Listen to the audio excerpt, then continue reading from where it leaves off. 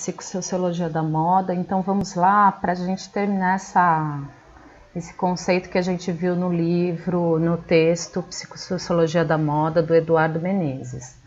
Então hoje a gente vai tentar trabalhar rapidinho os conceitos finais do livro, tá? Sem estender muito, lembrando que as aulas a gente vai tentar também deixar elas mais concisas, tá? E deixar para os conceitos, reforçar e elaborar melhor os conceitos na hora que a gente se encontrar, combinado? Então a gente vai agora aqui apresentar esse trabalho final então para vocês. Pessoal, o que o texto do Eduardo Menezes ele tenta trazer para a gente o tempo todo, né? Qual que é o conceito de moda, quais são os principais conceitos que estão em torno deles, né? Ele fala que moda é uma questão mais ampla, né? É algo que está em toda a sociedade, está permeada pela cultura, e por isso que ele fala que moda tem que ser discutida no plural, porque são modas e não moda que a gente definiria como um conceito mais amplo. Aqui, no entanto, nesse momento final, a gente vai olhar mais para a moda no seu aspecto mais saliente, ou seja, a roupa e os adornos, né?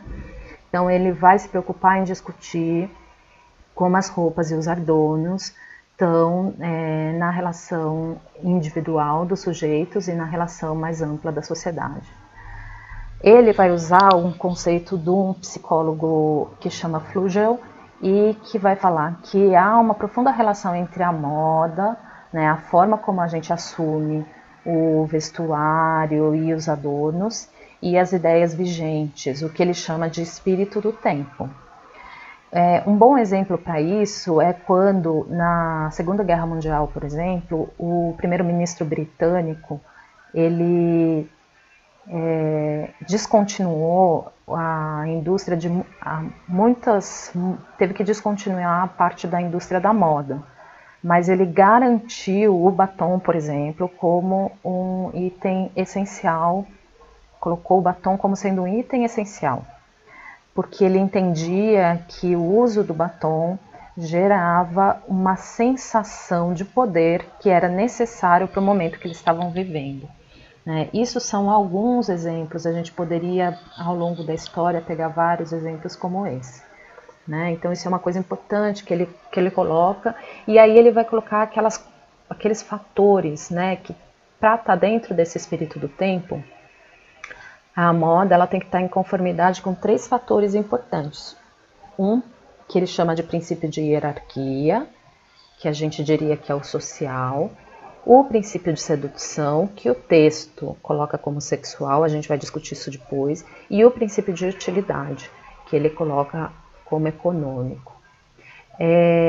O princípio de hierarquia fica fácil a gente entender quando a gente pensa que a gente vive numa sociedade organizada por classes, certo? Então, vai ter na moda dos trabalhadores, por exemplo, algo que vai mostrar e que vai marcar esse lugar onde esses trabalhadores estão localizados na hierarquia social. Também vai ter na moda das classes mais altas, dos donos dos meios de produção, os burgueses, também uma marcação dessa posição social por meio das roupas. Isso a gente vai ver que ao longo da história vai ficando muito marcado, mas que na contemporaneidade vai se alterar justamente porque o princípio de utilidade vai perceber que quanto mais você usar essa tentativa de estar próximo do princípio de hierarquia, mais você vai fazer a economia girar, a economia da moda girar. Então, o fast fashion, por exemplo, que a gente sabe que tem 3 ou até mais coleções, né, a cada temporada, elas se usam do princípio de hierarquia, que é esse sentido de você estar sempre atualizado com uma moda que te faz parecer socialmente mais importante, para que você tenha uma economia de moda mais ativa.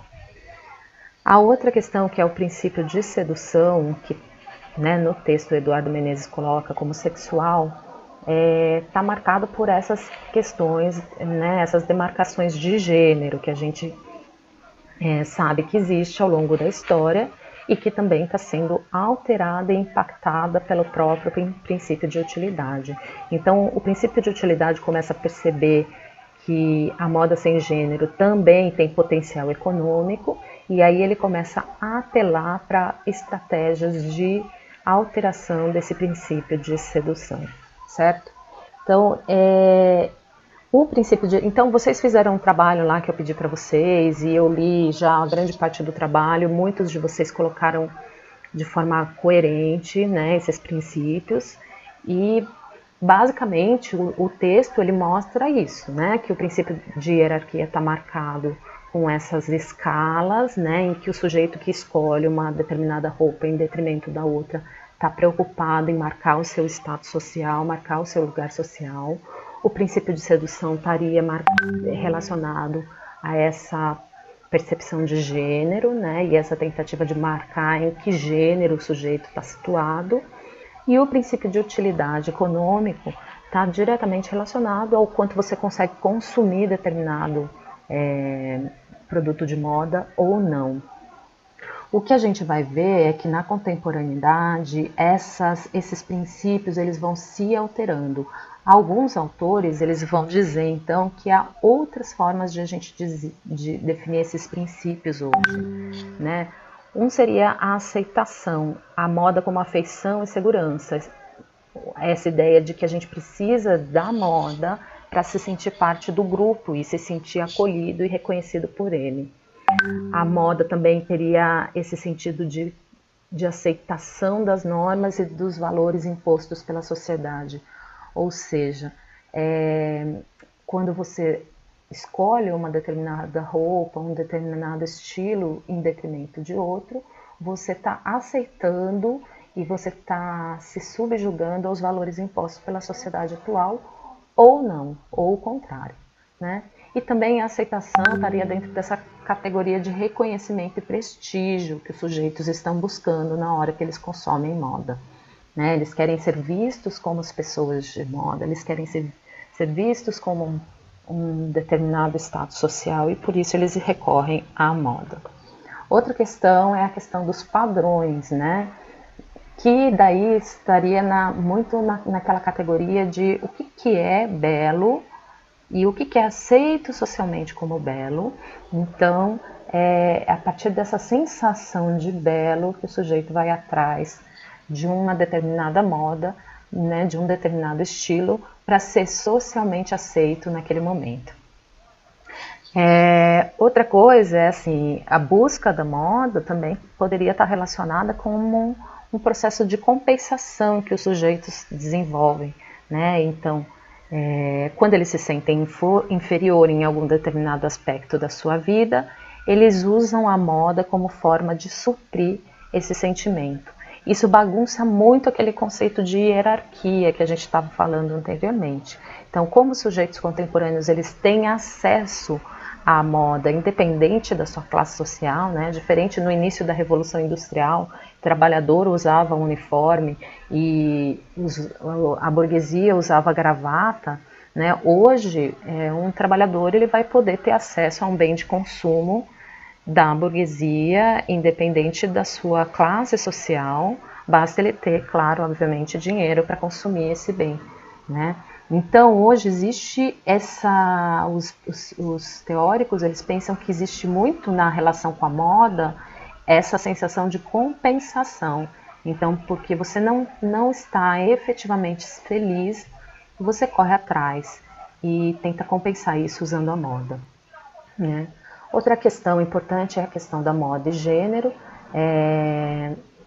A moda sendo vista como, para a mulher, no caso da mulher, sendo usada como exibição, né, para demais mulheres do mesmo gênero. E, por outro lado, também a moda como forma de atração para o gênero oposto. Outra coisa que eu colocaria aqui, que não está colocado aqui no texto e que eu acho que é importante, que é essa posição do sujeito em relação à própria identidade de gênero, né?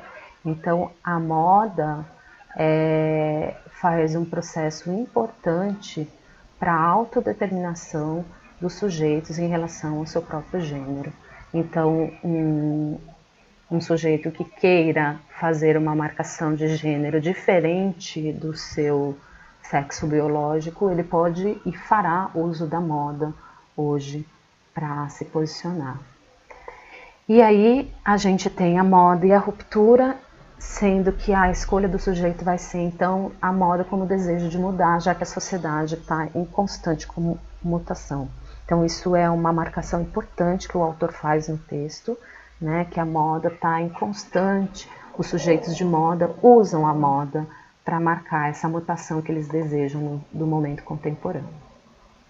Para terminar, para encerrar então, a gente tem que pensar na imprevisibilidade da moda, né? Então, quando surge um momento propício, os agentes publicitários põem em jogo todas as técnicas de sugestão, persuasão, a fim de despertar nossas aspirações de ascensão social, o nosso espírito de aventura, o nosso conformismo, o nosso desejo de estar atualizado e até os nossos mecanismos inconscientes e profundos, enfim, tudo que se refere aos dados básicos do comportamento humano. Aqui, pessoal, o que o autor está tentando nos dizer é que essa imprevisibilidade de qual fatores cada ser humano vai acionar na hora de consumir é muito estudado e pesquisado pela indústria da moda e pela propaganda, justamente porque são esses mecanismos que eles vão acionar na hora de tentar nos vender e nos provocar a consumir moda. Tá certo? Bom, então era isso hoje que eu tinha para dizer para vocês, que eu tinha para discutir, que eu queria reforçar os conceitos. Eu queria que vocês pensassem um pouco sobre essa questão da imprevisibilidade da moda, né? Pensassem um pouco sobre como vocês veem a indústria da propaganda, a indústria da moda, usando esse tipo de efeitos para fazer a venda, né, e para estimular o nosso consumo de moda. Eu acho que a gente poderia pensar em uma ou duas propagandas que usa algum desses conceitos que a gente mencionou aqui na aula para exemplificar. Então, se vocês tiverem dúvida agora, pessoal, vamos lá para o fórum para discutir. E na semana que vem a gente se encontra para fazer um debate ao vivo sobre essas questões, tá certo? Um abraço.